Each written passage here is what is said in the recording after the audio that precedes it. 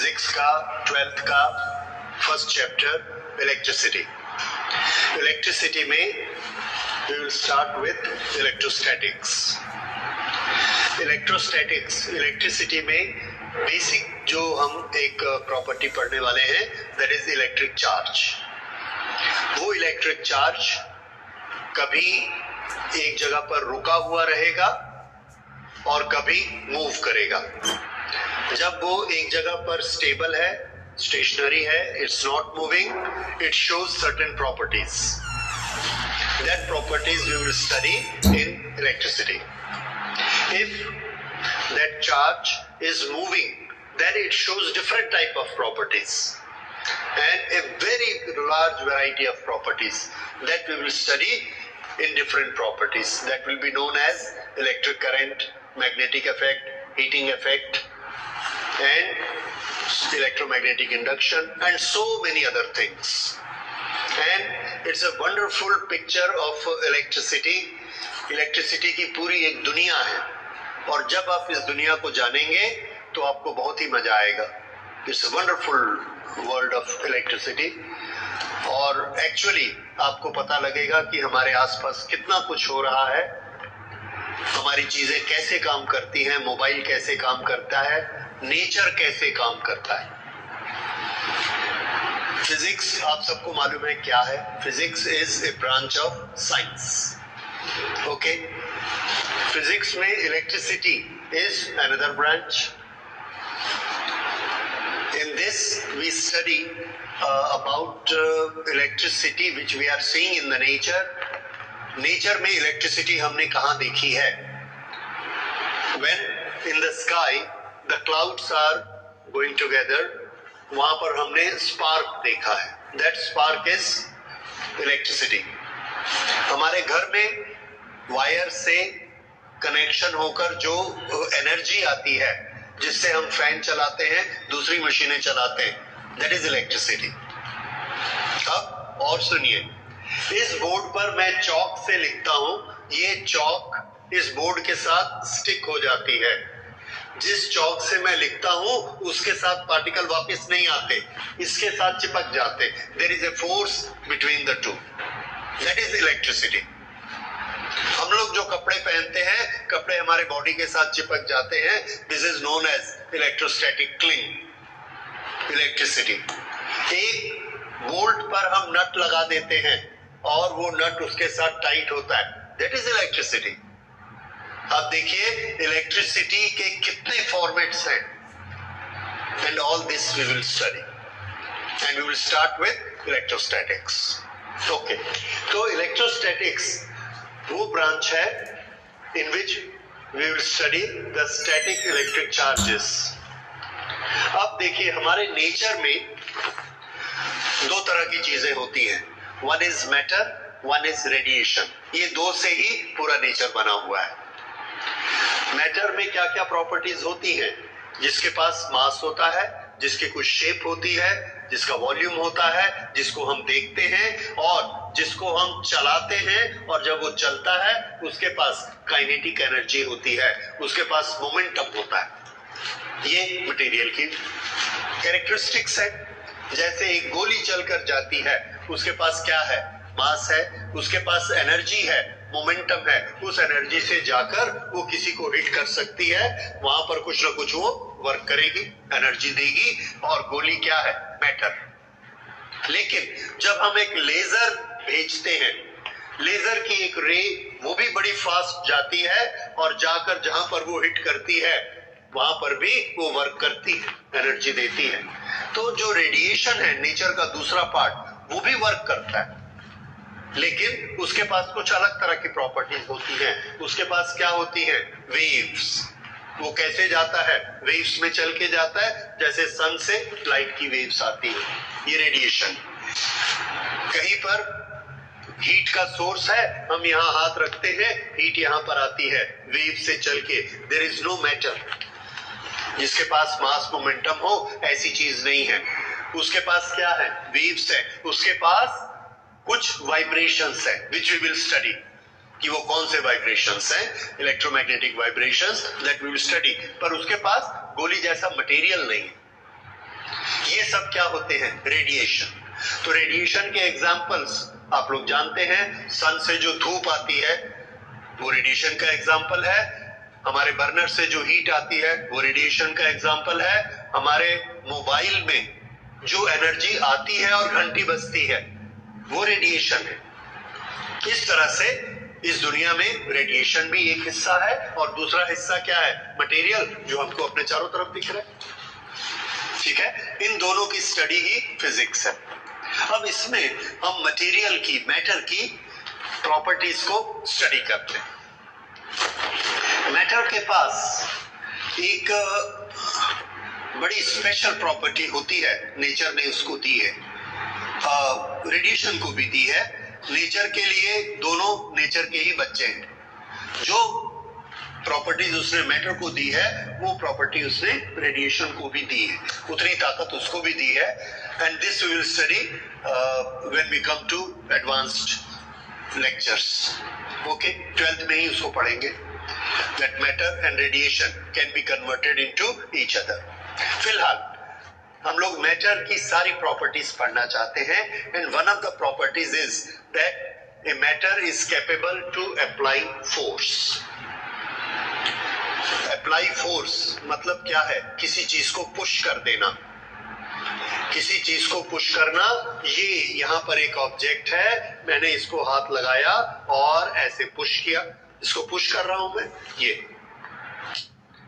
Push किया। तो ये पुश करने के लिए मैंने एक फोर्स लगाया। तो मैटर, हर चीज मैटर फोर्स लगा सकता है। फोर्स क्यों लगाता है? उसके पास क्या प्रॉपर्टी होती है कि जो वो फोर्स लगा सकता है?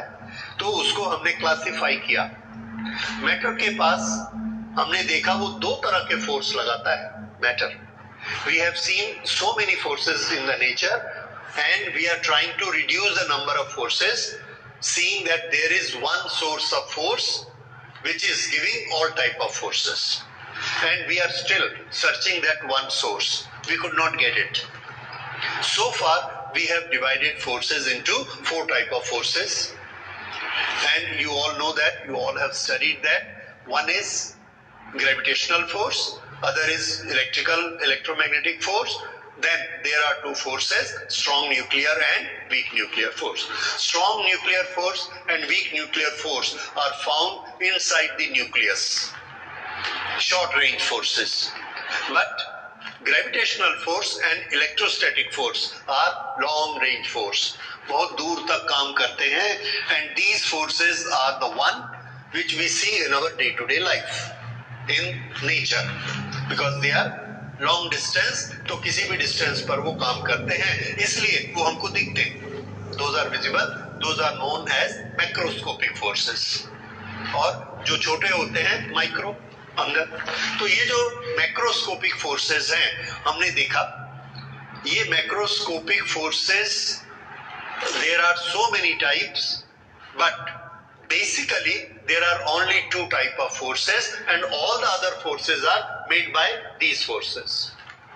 जैसा मैंने आपको बताया कि एक बोर्ड को, चॉक के पार्टिकल्स को इसने पकड़कर रखा है, तो इस फोर्स को हम एक नाम देंगे। जब हम साइकिल मूव करते हैं तो अर्थ हमारे साइकिल को पकड़ती है, साइकिल स्लो हो जाती है, उसको हमने फ्रिक्शन का नाम दिया। In this way, we have given name to many forces, but when we go to the root cause of the force, we find there are only 2 type of forces. One is gravitational and one is electromagnetic or electrical force. Now, we want to know the reason why there are 2 type of forces matter can give. So, we found that there are 2 properties which can give 2 type of forces to the matter. Gravitation is the force, but the property due to which this force is applied is mass. Mass. Anything which has mass can apply gravitational force. तो gravitation force लगाने के लिए क्या चाहिए? Mass चाहिए. Okay, that is one property. Anything which has got mass will apply gravitational force, and that is the reason of this universe being balanced and stable. Sun हर planet पे force लगाता है, कौन सा? ग्रेविटेशनल। इस तरह से डिफरेंट गैलेक्सीज एक दूसरे पर फोर्स लगाती हैं। There are so many millions of galaxies in the universe and all are applying gravitational force on each other and the universe is balanced. So that is gravitational force and what is cause of that? Mass. तो हर एक के पास क्या चीज है? मास है. That is why it can apply gravitational force. So we were happy कि हमको force का रीजन पता लगा और वो रीजन क्या है? मास. ठीक. अब मैंने यहां पर इसको छोड़ा, ये नीचे गिर गया। क्यों? क्योंकि अर्थ नीचे बहुत बड़ी है, अर्थ के पास मास है and earth will attract it will go towards earth, right? तो उसके कारण ही अर्थ हर चीज को अपनी तरफ खींचती है। That is why everything is going towards earth and there is no other body in our periphery which is larger or which is having more weight than the earth. तो अर्थ का ग्रेविटेशनल फोर्स सबसे ज्यादा है। अब हमने एक चीज देखी कि मैंने एक चौक ली और उस चौक को बोर्ड पर लगाया, उसका एक पार्टिकल बोर्ड के कांटेक्ट में आया, बोर्ड ने उसको पकड़ लिया। अब मैंने चौक हटाई, वो particle of the chalk that sticks with the board, क्या उसको अर्थ नहीं खींच रही? अर्थ खींच रही है। क्यों नहीं गिरता? This comes to our mind कि क्यों नहीं गिरता। तो जब हम सोचते हैं, we think there has to B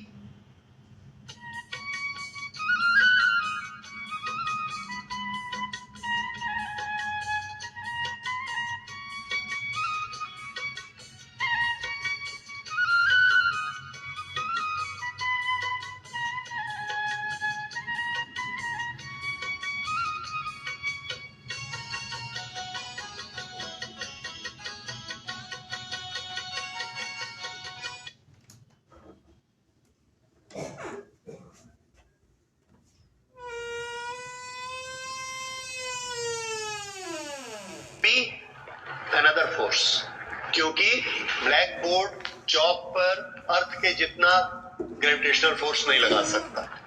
earth is too large, board बहुत छोटी है, तो फिर इन दोनों के बीच कौन सा फोर्स है जो इसको स्टिक करा देता है? There has to be some force. अब अगर कोई ऐसा फोर्स है तो उसका कुछ सोर्स भी होगा, कोई ऐसी प्रॉपर्टी मैटर में होगी जो उस फोर्स को बनाती है। जैसे मास किसको बनाता है? Gravitational force. तो वो कौन सी प्रॉपर्टी है जिसने इस चौक को इस बोर्ड के साथ क्लिंग करके रखा हुआ है, पकड़ के रखा हुआ है? उसी तरह से हमने देखा, दूसरे तरह की और भी हमने प्रॉपर्टीज देखी। चीजें चमकती हैं, बल्ब जलाते हैं, बल्ब चमकता है। जब बादल एक दूसरे के पास आते हैं तो ये ऐसा चले और उनके बीच में कुछ चमकता है, वहां पर एनर्जी आती है। ये फिनोमिना जो हमने देखे और ये जो क्लिंग वाला फिनोमिना देखा कि ये एक दूसरे को पकड़ लेते हैं, इसने हमको कंपेल किया ये सोचने के लिए कि इस दुनिया में ग्रेविटेशनल फोर्स अकेला फोर्स नहीं है, एक फोर्स और है जिसने इसको पकड़ा हुआ है। छोटी सी चीज है, आप सब देखते हो, ठीक है? अब अगर मैंने एक बोल्ट लिया और बोल्ट में ऐसे नट लगाया, नट ऊपर गया, उस नट को मैंने छोड़ दिया, वो अपने आप फिसल के वापस क्यों नहीं आ गया? किसी ने उसको पकड़ के रखा है। There is a force, we call it cling. Cling मतलब चिपकना। चिपकना वेरी सिंपल, गोंद को हमने एक पेपर पे लगाया और उसके नीचे दूसरा पेपर ऐसा रख दिया। अब उस पेपर के नीचे कुछ नहीं है, अर्थ उसको खींच रही है। इतनी भारी अर्थ उसको नीचे नहीं खींच पा रही, गोंद उसको पकड़ के रखी है। ऐसा क्या है गोंद में? There is a force.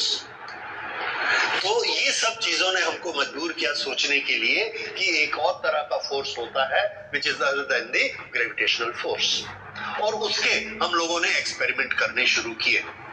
Matter में ये फोर्स होता है। तो जब हम एक्सपेरिमेंट करने लगे तो हमने ये देखा कि जब भी कोई एक ऑब्जेक्ट के पास एक प्रॉपर्टी हो सकती है जिससे वो चीजों को अट्रैक्ट करता है, कभी करता है और कभी नहीं करता, दोनों तरह से। तो जब ये ऑब्जेक्ट किसी चीज को अट्रैक्ट करता है तो मैं कहता हूं इसके पास ताकत आ गई है, फोर्स लगाने की ताकत। और जब नहीं करता है तो there is no force with it, I will say it is not having that strength. उसका मैंने नाम रखा charge. When it is able to push something, I will say it is charged. And when it is not able to push anything, I will say it is not charged. So a matter has got two states. One charged, one not charged. Charged कब होगा? जब वो force लगाएगा, और uncharged कब होगा? जब वो फोर्स नहीं लगाएगा। क्या ऐसा होता है? तो आंसर है यस, ऐसा होता है। हम अपनी डे टू डे लाइफ में इसको देखते हैं कि ये किस तरह से होता है। मैं आपको करके दिखाता हूं।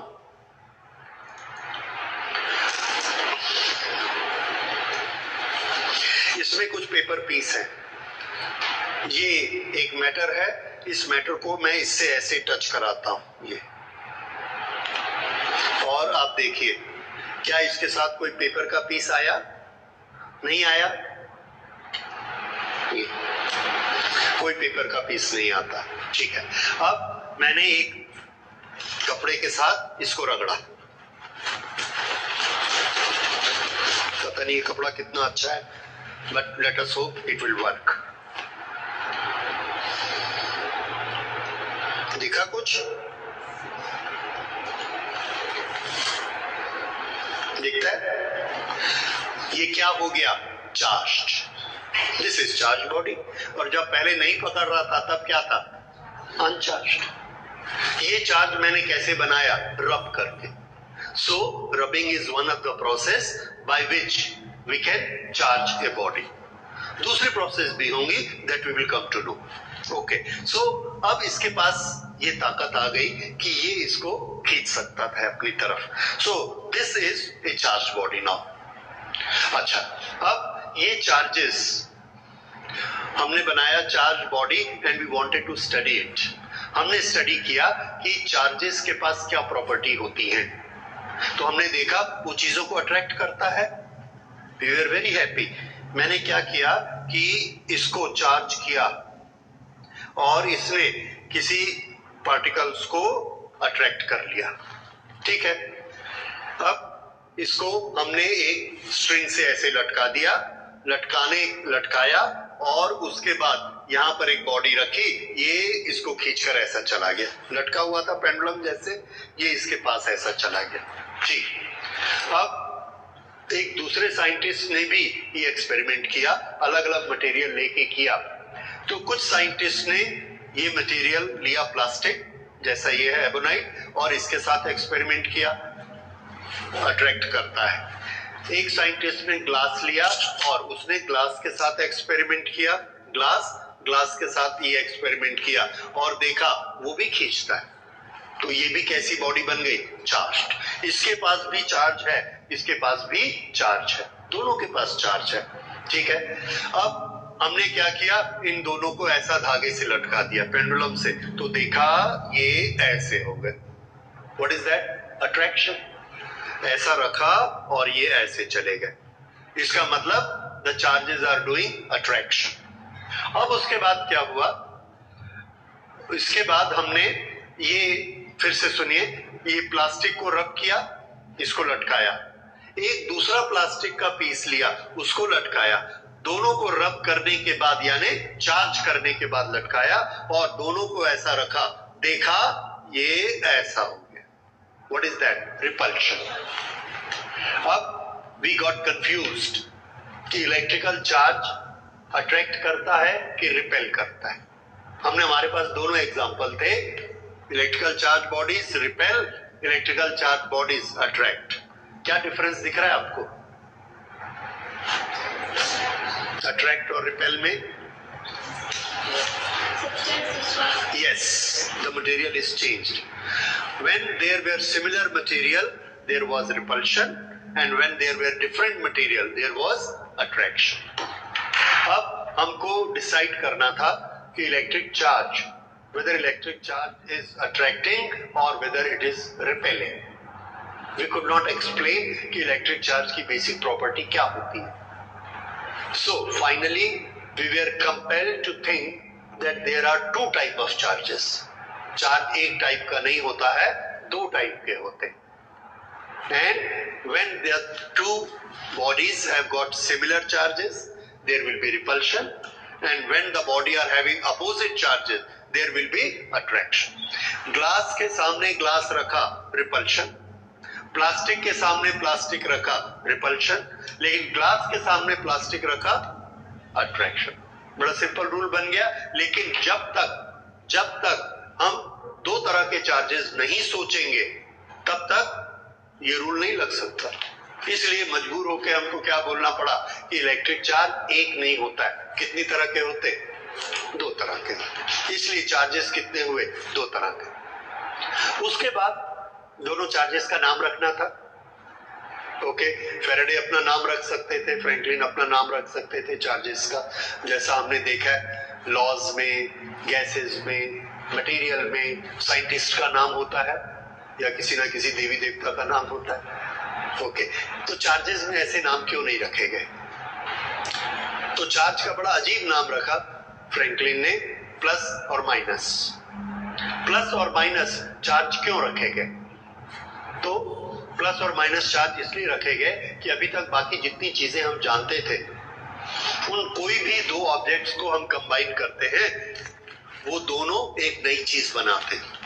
दो नई चीजें बनाएंगे, चार चीजें बनाएंगे, but they will not vanish from this universe.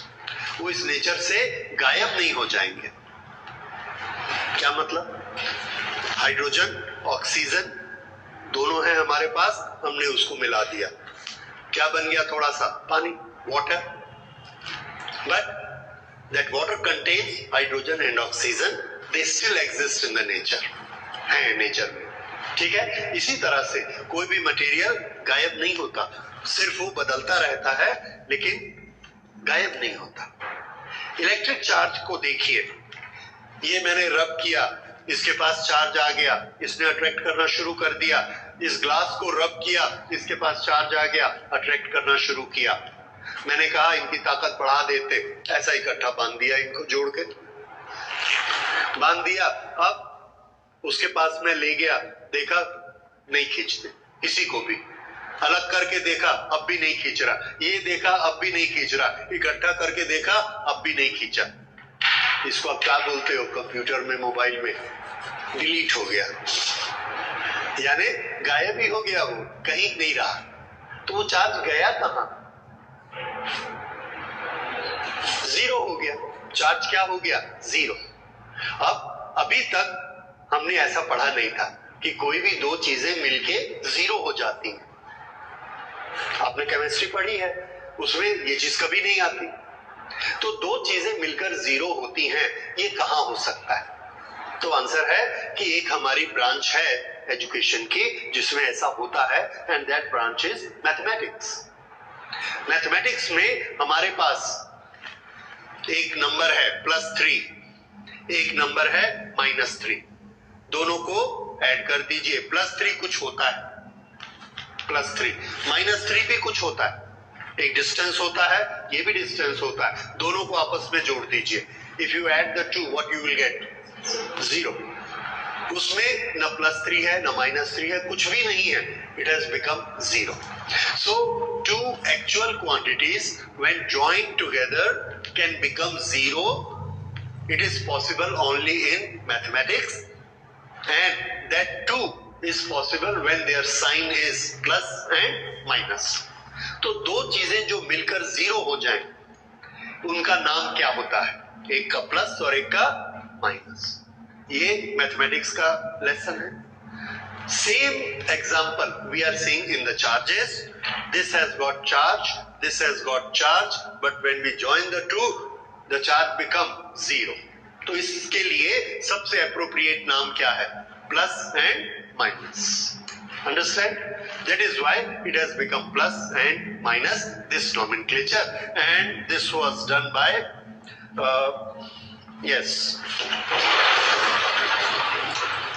this was done by Benjamin Franklin. तो ये एक डाटा भी आप याद रख सकते हैं. This nomenclature was done by Benjamin Franklin, and why it was done? Because it follows, it can be added to zero like quantities which are positive and negative. Okay. अब अगर चार्ज दो तरह के होते हैं तो कौन सा चार्ज हम पहचानेंगे किसके पास है? Okay, this is plastic, this is glass.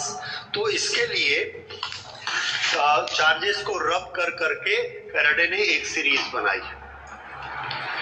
एक चीज, एक प्रिंसिपल ये हुआ that whenever we rub two bodies together, both bodies are getting charged. We rub the two, this will get charged, this will also get charged.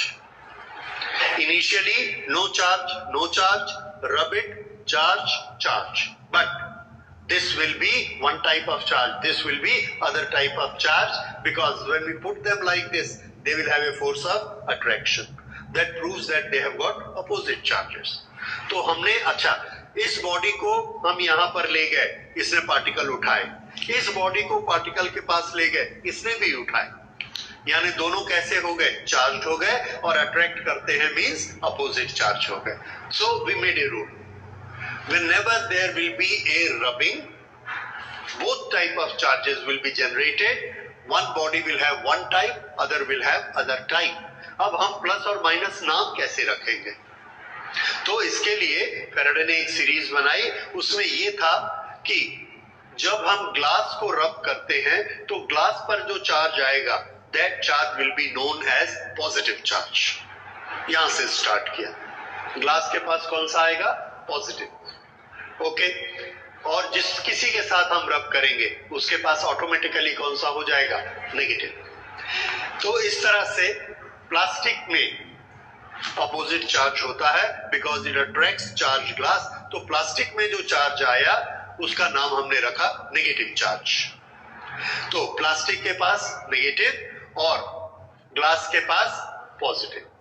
बाकी के पास ये glass को मैंने क्लॉथ से रगड़ा, ग्लास के पास कौन सा आ गया? इसका नाम प्लस रखा, तो इसके पास माइनस. ये प्लास्टिक है, इस प्लास्टिक को मैंने इससे रगड़ा, इसके पास जो आया उसका नाम रखा माइनस, तो इसके पास क्या आया? प्लस.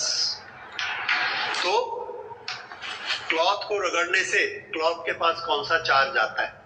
डिपेंड्स कि हम इसको किससे रब करते हैं. ठीक है, ग्लास से रब करेंगे तो इसमें माइनस आएगा, और प्लास्टिक से करेंगे तो प्लस आएगा. ठीक है. तो किसको किसके साथ रब करने से कौन सा चार्ज बनेगा, पॉजिटिव या नेगेटिव, इसकी एक सीरीज बनाई गई. उस सीरीज को बोलते हैं इलेक्ट्रोस्टैटिक सीरीज. अभी ये हिस्टोरिकल हो गई है, but still it has certain importance. ये इलेक्ट्रोस्टैटिक सीरीज हमको बताती है, उसमें हमने सीरियली मटेरियल को सेट कर दिया. ऊपर वाले मटेरियल को किसी से भी रब करेंगे, दोनों में जो मटेरियल ऊपर लिखा होगा दैट विल बिकम पॉजिटिव, और जो नीचे लिखा होगा दैट विल बिकम नेगेटिव. जो पहले लिखा होगा दैट विल बी पॉजिटिव, और बाद में जो आएगा दैट विल बी नेगेटिव. ठीक है. तो उस सीरीज को मैं यहाँ लिखता हूँ, आप नोट कर लीजिए. Simply you will come to know. ये series, when the two substances are rubbed together, former in the series will be positive. अब आप मुझे बताइए, इसमें प्लास्टिक और वूल ना, प्लास्टिक और सिल्क, इन दोनों को रब करेंगे, what will be positive? Silk will be positive. ठीक है. Glass and silk, if you rub the two, yes, glass will be positive and silk will be negative. Understand? So we cannot be sure that which thing will be plus or minus unless we know with which it is being rubbed. ठीक है. तो जैसे हम किसी line के बारे में नहीं बोल सकते कि ये लाइन छोटी है कि बड़ी है, तो हमेशा क्या पूछेंगे? किससे? तो दूसरी लाइन देखेंगे तो बताएंगे, like that. Okay, but one thing we know, series में सबसे ऊपर कौन है? ग्लास। और सबसे नीचे ऑलमोस्ट सल्फर को छोड़ दीजिए तो क्या चीज है? प्लास्टिक। इसीलिए हम ये दो एग्जांपल लेते हैं और याद रख लेते हैं that glass will always be positive and plastic will always be negative. ठीक है, बाकी चीजें बीच में आती हैं, वो हमको देखना पड़ेगा कि कौन सा किसको रगड़ने से क्या होगा। That will be known by this series. Okay, तो ये there are certain properties of electric charges which we have seen. अब एक बॉडी चार्ज्ड है या नहीं है, how we will come to know whether body is charged or not charged? So we use a small equipment or instrument which we call as electroscope. So you must know what is an electroscope. Electroscope help. This is a metal disc, this is a metal rod.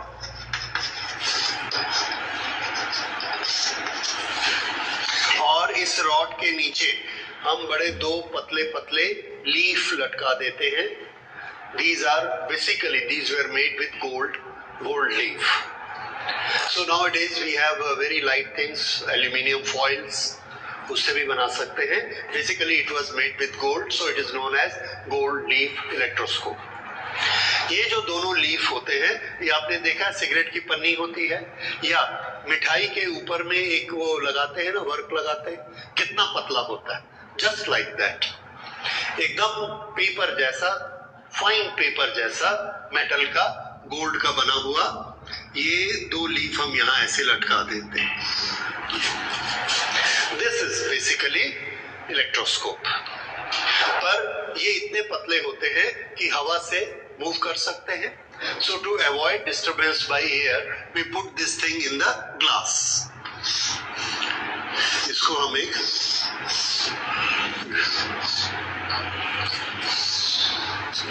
Glass के jar में रख देते हैं। That's all. So that there is no disturbance by the air. Okay. Now, when we touch it with a particular charge, we will study after some time that charge has a tendency to move to the other body if there is a touch. Okay, that is one method of charging a body, by touching.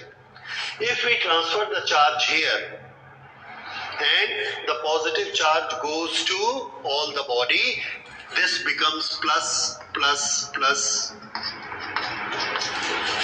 and there will be repulsion. Because of that repulsion, this will go like this and this will go like this. ठीक है? We don't know whether this body is charged, so I take it to an electroscope and touch it. In case they spread, then this body is charged. In case they don't spread, then it is not charged. समझ आ गया? So this is to know whether a body is charged. उसके बाद हम लोग इसको और चीजों के लिए भी यूज कर सकते हैं, फॉर मेनी थिंग्स। लाइक अभी इसको मैंने चार्ज कर दिया, now I give you this body and ask you see whether it is positively charged और negatively charged. You have given glass charge to this. Glass आपने पहले टच किया है, यू नो इसके पास कौन सा चार्ज है, पॉजिटिव कि नेगेटिव, क्योंकि ग्लास टच किया था। इसको मैं ले गया और ले जाकर मैंने इसको ऐसे टच किया, टच करने से मैंने देखा ये वापस आ गए, तो इसके पास कौन सा चार्ज है, नेगेटिव, क्योंकि नेगेटिव ने पॉजिटिव के साथ मिलके जीरो बना दिया। समझ आया? अच्छा, फिर से इसको मैं ले गया और मैंने टच किया, वो थोड़ा सा और फैल गए, मतलब इसके पास भी क्या है, पॉजिटिव। फिर there are so many other conclusion we will come to know, जैसे जैसे हम और क्वालिटीज पढ़ते जाएंगे। At many places we will use this electroscope and we will keep on asking. इस पर क्वेश्चन भी आते हैं कि इलेक्ट्रोस्कोप के पास ये चीज ले गए, क्या इफेक्ट होगा, उसके बाद ये ले गए, अब क्या इफेक्ट होगा। So that is a point to check whether we understand things properly or not. So ये electroscope we will keep on using. ठीक. Now we come to a very important topic, and that is electron theory. अभी तक एक चीज और हम लोगों को करनी है। हम लोग ये देखते थे इन द स्काई, आकाश में जब बादल आपस में टकराते हैं, there is lot of rubbing, और उसमें हमको लाइट दिखती है। So we used to think ये लाइट कहां से आई। It's a very interesting thing कि वो लाइट कहां से आई। तो हमारे लिए सोचना बड़ा आसान था, कोई ना कोई लड़ रहा होगा ऊपर में, उसकी तलवार चमक रही है। इंद्र देवता ने कुछ किया है, किसी ने कुछ किया होगा वहां पे। सो देवी देवता तो हमारे हर चीज के रेस्क्यू में। एनीवे, साइंटिस्ट सोचते थे, साइंटिस्ट का आपने क्लास 11 में ना चैप्टर 1 में एक चीज पढ़ी है, anything in the nature we see, how we study it. The answer is we try to reproduce it in our lab. उसी चीज को हम लैब में करके देखते और फिर हम उसके प्रॉपर्टीज को स्टडी करते। तो हमने क्या देखा, क्लाउड्स के बीच में स्पार्क होता है, लाइटिंग होती है। We wanted to create the light. हमने किया, कैसे किया? 2 पत्थर को मारा, देखा लाइट होती है, ठीक। उसके बाद धीरे धीरे जब ये इलेक्ट्रिसिटी वाली चीज बढ़ने लगी, तो मैंने देखा कि इस बॉडी को मैंने रब किया, चार्ज हो गई, ताकत आ गई, और रब किया, बहुत चार्ज हो गई। ग्लास को, फिर प्लास्टिक को खूब रब किया, वो भी बहुत चार्ज हो गया। अब क्या हुआ, दोनों में ऐसी अच्छी सी नोक बनाई, और नोक बनाकर ऐसे पास में ले जाते चले गए। जैसे ये एकदम पास में पहुंचा, चट से एक आवाज हुई और एक छोटा सा स्पार्क बीच में उड़ के इधर से इधर आ गया। देखा, आप लोग तो अब रोज ही देखते हो ऐसा, ठीक है? देखा है कभी? नहीं देखा है? मैं आपको दिखाता हूं, ठीक है? मैं दिखाऊंगा क्लास में। अच्छा, तो ये जो स्पार्क आपने प्लग वगैरह में तो देखा होगा, जब हम स्विच को ऑन करते हैं, ऑफ करते हैं, तो अंदर में एक स्पार्क दिखता है। वो क्या होता है, एक तरफ एक चार्ज, एक तरफ दूसरा चार्ज ब्रेक हुआ, मेक हुआ। तो वहां पर हमको चार्ज, वहां पर चार्ज कहां से आ गया, चार्ज कैसे इन्वॉल्व हुआ? तो देखिए, उस फिनोमिना का नाम, नोमेनक्लेचर क्या? मैंने ग्लास लिया, रब किया, उसके पास बहुत सारा चार्ज आ गया। प्लास्टिक लिया, उसको रब किया, उसके पास बहुत सारा चार्ज आ गया। इसको इलेक्ट्रोस्कोप से टच करके देखता हूं, इसको भी टच करके देखता हूं, दोनों के पास चार्ज है। अब इन दोनों को मैंने ऐसा लाया, टच नहीं किया, इतनी दूर था तो देखा यहां से कुछ लाइट फ्लाई हुई। द लाइट हैज फ्लोन, और मुझे एक चमक दिखी, स्पार्क दिखा, ठीक। टच नहीं किया, हटा लिया मैं। हटाने के बाद अब इसको इलेक्ट्रोस्कोप में लगाता हूं, नो चार्ज। इसको भी लगाया, नो चार्ज। तो मैंने क्या किया, जो मैंने किया उसका मैंने एक नाम रखा। पहले ये दोनों क्या थे, चार्ज। अब मैंने रखा और देखता हूं कि दोनों के चार्ज खत्म हो गए, तो इस प्रोसेस का नाम मैंने रख दिया डिस्चार्ज। क्या चीज है ये, डिस्चार्ज। और किसका discharge, electric discharge, electric charge का डिस्चार्ज हुआ। तो तब से हमने इलेक्ट्रिक डिस्चार्ज एक फिनोमिना बना लिया। Whenever a charged body loses its charge, we call it has become discharged. और डिस्चार्ज का फिनोमिना नेचर में हम कहां देखते हैं, this spark. So spark is basically a discharge process. तो अभी तक जो हम बोल रहे थे, process, there is one process, this, what is this process, charging the body. There is another process, this, what is this process, discharging the bodies. समझ आ गया? डिस्चार्ज में जो हमारी एनर्जी है वो फ्लो होती है, and because of that energy, we will come to that later detail में, उसके कारण हमको एक चमक दिखती है। पर मैं जो ओरिजिनल बात कर रहा था कि हमने चमक पैदा की, कैसी चमक पैदा की? अगर उस चमक को हम मैग्नीफाई कर दें तो वो वही चमक है जो हम बादलों में देखते, स्काई में देखते।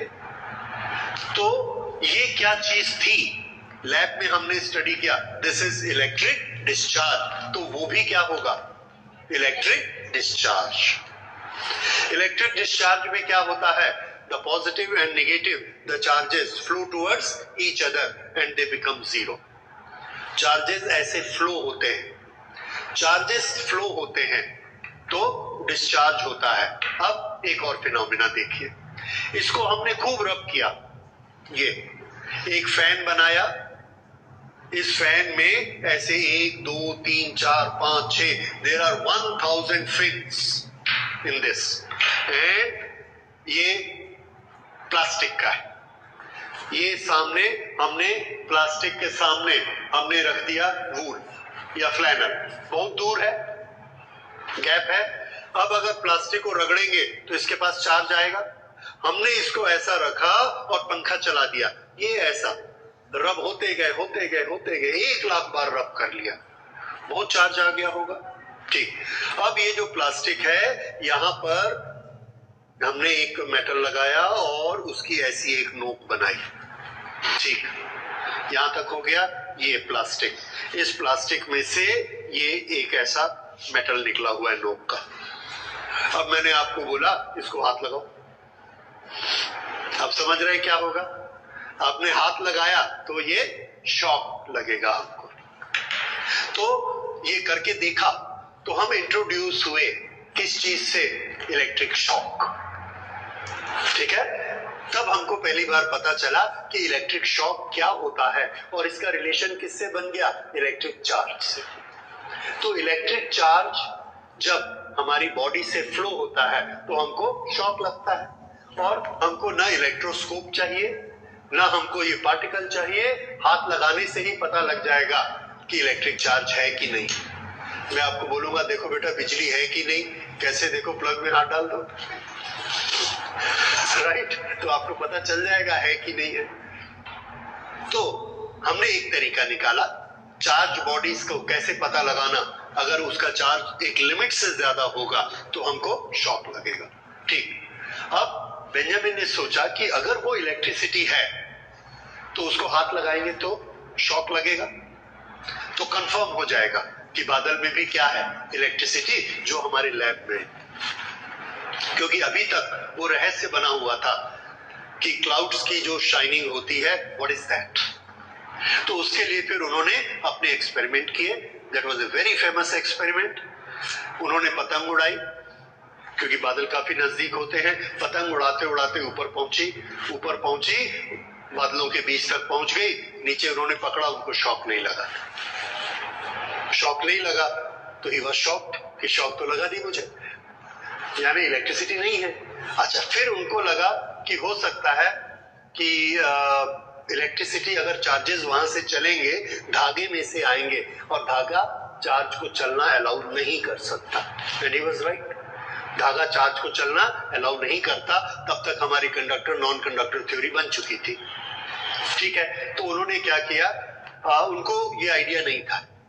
उन्होंने ये बोला कि शायद चार्ज इसमें आना पसंद नहीं करता पतंग में, तो उन्होंने क्या किया, पतंग के साथ एक चाबी लपेट दी मेटल की, कि मेटल अच्छा कंडक्टर होता है, चार्ज को पकड़ लेगा। लेकिन फिर भी उनके हाथ में चार्ज नहीं लगा। फिर उनको ध्यान आया कि बीच में तो धागा है इतना बड़ा। तो वो जब पतंग उड़ा रहे थे, बाई चांस बरसात शुरू हो गई। जैसे ही धागा गीला हुआ उनको शॉक लगा, तो उनको समझ में आ गया, and that was a very big point in electricity, कि बादल के बीच जो चमक होती है वो बेसिकली क्या चीज है, वही इलेक्ट्रिकल चार्ज है जो हम रब करके अपनी शर्ट में बना सकते हैं। The same thing is in the clouds, but the quantity is very large. तो ये उनको किससे पता लगा, काइट एक्सपेरिमेंट से, काइट एंड क्लाउड एक्सपेरिमेंट। वहां पर उन्होंने एक कंडक्टर लगाया, चाबी की मेटल की, उसके साथ में ये स्ट्रिंग लगी हुई थी, the string got wet, so it became a conductor. Then when he touched it, he get the shock, and that confirm कि वो वाली इलेक्ट्रिसिटी भी क्या है, that is also electric charge. So this was a very peculiar point which has given this similarity. तो हमको ये पता लग गया कि इलेक्ट्रिकल चार्ज जब भी डिस्चार्ज होता है तो क्या दे सकता है, स्पार्क दे सकता है, if there are suitable conditions. हर कंडीशन में नहीं देगा. जैसे मैंने यहाँ ले जाके रोका, अगर मैं नहीं रोकूंगा, ऐसे टच कर दूंगा तो भी डिस्चार्ज हो जाएगी और वो स्पार्क दिखेगा नहीं. That we will come to know कि वो स्पार्क कैसे बनता है. ठीक है, okay. So now you understand what is atmospheric electricity, a part of it, right? Okay. Now next thing we take is electron theory. तो यहाँ पर हम एक छोटी सी चीज नोट कर लेते हैं, and that is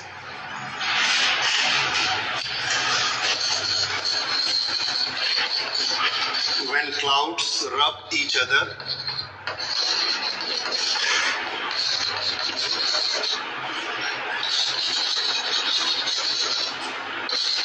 charges are generated.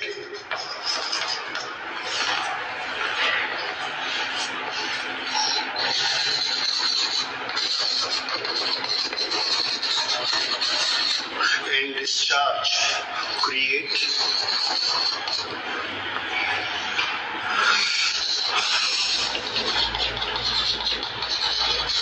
shining light.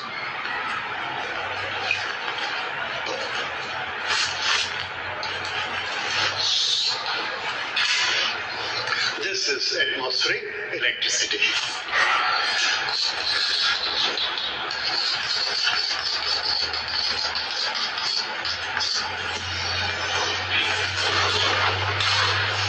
Right? Now we come to a very important thing. अगला स्टेप. अभी तक हम क्या पढ़ रहे थे कि बॉडी चार्ज होती है, अनचार्ज होती है. ओके. अब इसके बाद और हमारी साइंस आगे बढ़ती चली गई कि बॉडी में इलेक्ट्रिकल चार्ज कहाँ से आता है. तो हमने बॉडी के टुकड़े करने शुरू कर दिए. टुकड़े करते करते हम पहुंचे मॉलिक्यूल. मॉलिक्यूल पर हमने देखा जब तक हम रगड़ते नहीं हैं तब तक मॉलिक्यूल पे कोई चार्ज नहीं होता. So we noted every material is having zero charge. It is neutral. Neutral means zero charge. ठीक है. उसके बाद हमने मॉलिक्यूल के भी टुकड़े किए, एटम्स बने. एटम को भी हमने देखा, एटम इज ऑल्सो न्यूट्रल. उसके पास भी चार्ज नहीं होता. उसके बाद और एक्सपेरिमेंट हुए कि क्या एटम से छोटे पार्टिकल होते हैं. वो एक्सपेरिमेंट भी आपने पढ़े हैं. हमने वैक्यूम ट्यूब के एक्सपेरिमेंट किए, कैथोड रे के एक्सपेरिमेंट किए. वहां जाकर हमने एक पार्टिकल निकाला. क्या नाम था उसका? इलेक्ट्रॉन. और हमने देखा कि उस इलेक्ट्रॉन के पास चार्ज है, वो न्यूट्रल नहीं है. अभी तक जितने पार्टिकल मिल रहे थे सब कैसे थे? न्यूट्रल. इलेक्ट्रॉन एक ऐसा पार्टिकल मिला जो न्यूट्रल नहीं था, विच वॉज हैविंग चार्ज. और उसकी स्पेशलिटी क्या थी? वो जहां जाके बैठ जाता था, यहां ये न्यूट्रल है, ये इलेक्ट्रॉन आया और इसमें बैठ गया, अब इस बॉडी के पास चार्ज हो गया. इलेक्ट्रॉन निकल गया, नो चार्ज. तो हम सबको समझ आया कि कोई भी बॉडी इलेक्ट्रिकली चार्ज कब होती है? जब उसके पास इलेक्ट्रॉन का लेन देन होता है. When there is a give and take of electron, then the body become charged. तो सारी थ्योरीज को अभी तक the whatever phenomena we have studied, हर एक चीज में हमने उसको फिट करना शुरू कर दिया इलेक्ट्रॉन को. जैसे हमने ये सोचा कि जब हम प्लास्टिक को रगड़ते हैं तो उसके पास नेगेटिव चार्ज क्यों आता है. तो हमने ये सोचा कि जब हम उसको वूल पर रगड़ेंगे तो वूल में से कुछ इलेक्ट्रॉन को खींच कर ले आएगा, जिसके पास इलेक्ट्रॉन हो गए. इसी तरह से जब हम ग्लास को वूल पर रगड़ते हैं तो वूल ग्लास में से इलेक्ट्रॉन को खींच लेता, तो इसके पास इलेक्ट्रॉन कम हो गए. तो हमने उसकी एक थ्योरी बनाई. That theory is known as electron theory of electric charges. ठीक है. So that we will start with, that is fundamental thing, electron theory of electrostatics or electron theory of electric charge.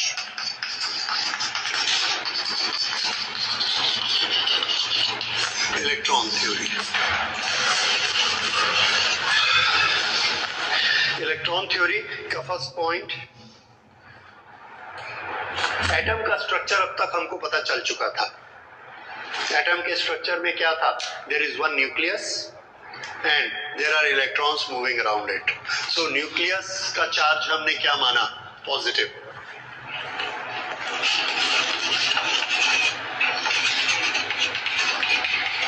Positive.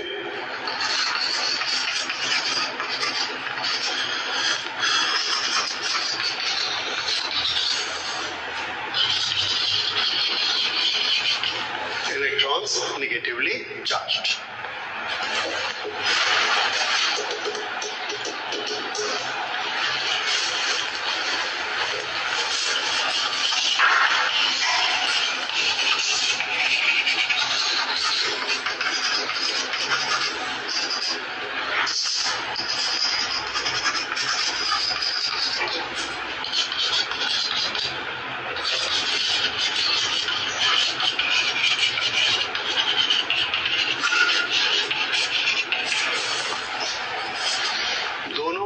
Atom में जितने nucleus के पास positive charge हैं उतने ही electron होते हैं, इसलिए नेट चार्ज क्या होगा?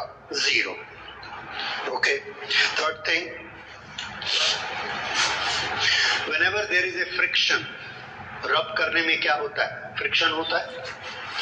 ओके, फ्रिक्शन का एक्शन किस तरह से होगा? देखिए, ये चारों तरफ इलेक्ट्रॉन है, न्यूक्लियस चारों तरफ इलेक्ट्रॉन, बीच में गैप होता है, बहुत दूर दूर इलेक्ट्रॉन होते हैं, इसमें भी बहुत दूर दूर होते हैं। रब करने के लिए हमने एक ऑब्जेक्ट दूसरे के ऊपर ऐसे रखा, जब भी रखेंगे तो ये इलेक्ट्रॉन इस इलेक्ट्रॉन के ऊपर पड़ेगा जरूरी नहीं है, दोनों रिपेल करते हैं। ये जब भी हम रखेंगे ऐसे फंस जाएगा।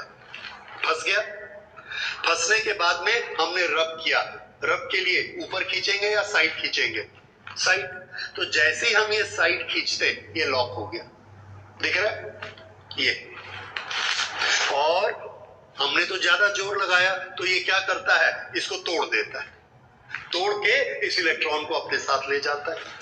अगर इसकी ताकत ज्यादा होगी तो ये क्या करेगा? इसको तोड़ के रख लेगा, क्योंकि फंस तो गए हैं दोनों। ऐसा हमने रखा, इलेक्ट्रॉन में इलेक्ट्रॉन फंसा, फिर हमने रब किया तो या तो इसका इलेक्ट्रॉन टूटेगा या इसका टूटेगा। तो रबिंग का इफेक्ट क्या होता है? एक के पास इलेक्ट्रॉन रह जाता है और एक के पास इलेक्ट्रॉन छूट जाता है। अभी तक ये दोनों कैसे थे? इक्वल। अब एक बॉडी के पास 10 प्लस है और 10 माइनस है। जब हमने इसको रब किया, दूसरे के साथ यहां फंसा के रब किया, तो इसका एक इलेक्ट्रॉन इसके पास आ गया। मान लो इसके पास 8 और 8 माइनस है। जैसे ही रब किया एक इलेक्ट्रॉन इसके पास आ गया। अगर एक इलेक्ट्रॉन इसके पास आ गया तो इसके पास इलेक्ट्रॉन कितने हो गए और इसके पास इलेक्ट्रॉन कितने हो गए? Now what is the net charge of this? What is the net charge of this? So हमने रब करके इसको अलग कर लिया। तो ये जो अब A है, इस A के पास टोटल चार्ज पॉजिटिव 10 है, टोटल चार्ज नेगेटिव 9 है, लेकिन नेट चार्ज कितना है? +1। +1 नेट चार्ज। इसके पास नेट चार्ज कितना है? -1 net charge. So this body has become negatively charged. This has become positive charge. This is what happens when we rub it. Okay. तो पहला क्या? एटम के पास, न्यूट्रल एटम के पास 0 चार्ज होता है? Answer no. Neutral atom means उसके पास जितने पॉजिटिव चार्ज हैं उतने ही उसके पास नेगेटिव, इक्वल चार्ज होते, 0 चार्ज नहीं। This you will remember. तो फिर उसको न्यूट्रल क्यों बोलते हैं? Because the net charge is 0। तो ये थोड़ा वर्ड्स को समझ लीजिए। नेट चार्ज ही बॉडी को चार्ज कहलाता है। Net charge is the charge on the body, not the total charge. ठीक है, समझ में आया? जैसे oxygen has got 8 positive charges and 8 negative charges, 16 charge उसके पास होते हैं, लेकिन नेट चार्ज कितना होता है? 0 because 8 are positive and 8 are negative, right? So ये net charge,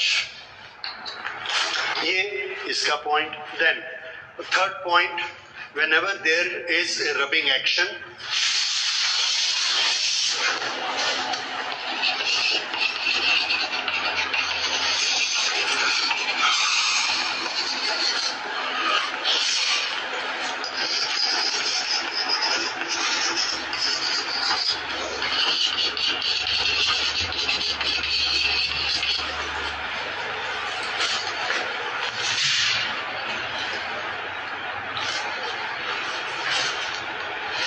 during rubbing electrons are exchanged or there is a transfer of electrons.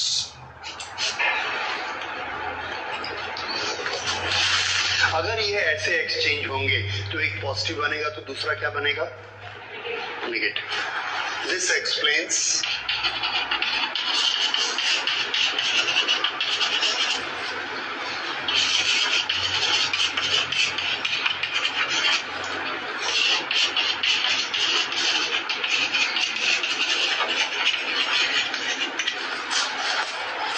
याद रहेगा आपको कि जब भी रब करेंगे एक में क्या होता है पॉजिटिव और एक में नेगेटिव.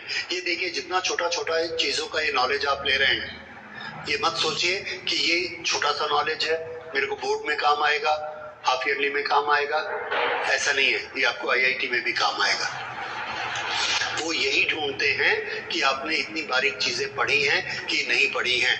ऑटोमेटिकली हमारे दिमाग में आ जाना चाहिए कि एक पॉजिटिवली चार्ज बॉडी क्रिएट हुई है तो जरूर कहीं ना कहीं पे नेगेटिवली चार्ज भी बनी होगी. और वो दोनों चार्जेस कैसे होंगे? इक्वल. आपको एक क्वांटिटी मिलती है उससे, ठीक है. उसके बाद अब हम इसका फंडामेंटल रूल लिखते हैं. The body with access electrons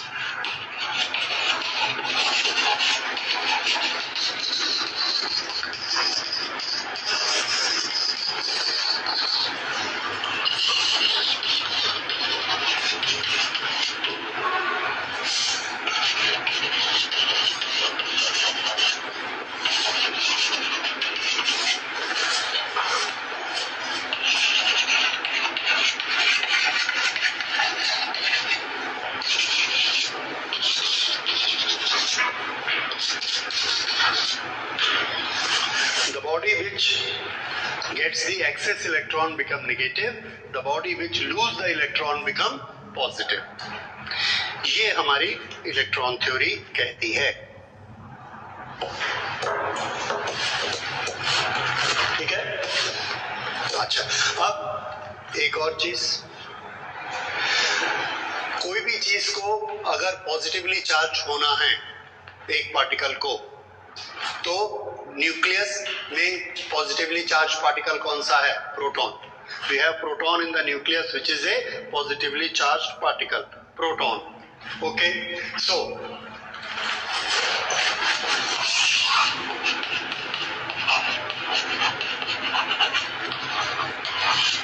electron negative. अगर मुझे इस बॉडी को पॉजिटिवली चार्ज करना है तो प्रोटॉन को इसे दे दूंगा तो पॉजिटिव हो जाएगा, या इसमें से इलेक्ट्रॉन निकाल लेंगे तब पॉजिटिव हो जाएगा. There are two ways, giving the proton और taking out the electron. But in nature we see giving the proton never happens. It is not possible and nor it is done. Why? The reason is whenever there is a exchange, some energy has to be spent. कुछ भी काम करेंगे energy तो लगेगी. Electron से proton बहुत ज्यादा heavy होता है, 1837 टाइम्स. इतना भारी होता है. So when it comes to the nature कि एक इलेक्ट्रॉन को यहां ट्रांसफर करें या एक प्रोटॉन को यहां ट्रांसफर करें, which is a lighter work. Electron को निकालना या प्रोटॉन को इसमें भेजना? Yes, because that is lighter. So whenever there is need for transport of a charge, then what will move? Electron. What will move? Electron. तो next point note करिए, whenever there is a need to move the charge, electron will always move.